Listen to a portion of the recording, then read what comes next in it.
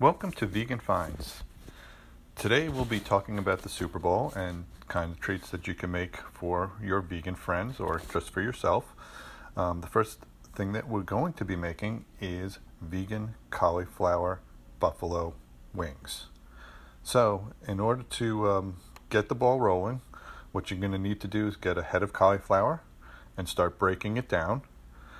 Basically turning it into bite-sized pieces. And for those of you who are wondering what happened to our intrepid hostess, she is on the injured reserve list for this video. She unfortunately twisted her ankle, and she'll be sitting this one out. So here I am breaking down some of the cauliflower. You can see they comes apart pretty easily, and you want to basically make it into easily eaten bite-sized pieces, almost the size of a slightly bigger chicken nugget. So while we're prepping the cauliflower, we can move on to the next steps. So I've broken down the cauliflower, and what you're going to want to do is take that cauliflower and microwave it for about 5 minutes. You want to pre-cook this because it's going to go into the hot oil and cook again, but it won't cook all the way through. So in the dry section, I have chickpea flour, 2 cups, 1 tablespoon of hot chili powder, 3 teaspoons of garlic powder, 2 teaspoons of onion powder, a teaspoon of ground sage, smoked paprika and celery salt, a pinch of nutmeg, and some cinnamon. So now what I have going is, in the bowl of wet ingredients, I have what's a simulated buttermilk mixture. So I have 1 cup of almond milk, a tablespoon of apple cider vinegar, an additional tablespoon of curry powder, plus in this little dish is 2 teaspoons of arrowroot starch mixed with some almond milk to make a slurry, which I will now be adding to the bowl to thicken up the batter mixture. And what we're going to be doing is a double dipping method here.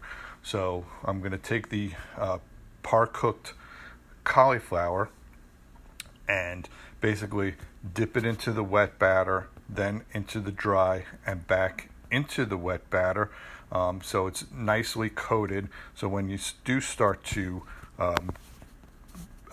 fry stuff, it will be nicely coated, and you won't have anything. So I'm going to test the oil. It's still not quite hard enough, and then now we're going to start getting ready to start dipping the cauliflower.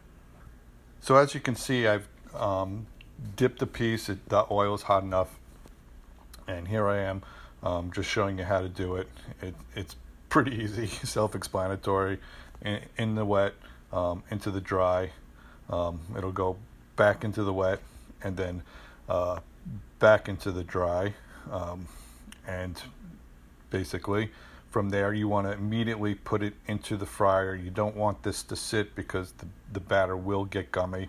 Also, don't drop it from a high height like I just did, because the oil will bounce back at you.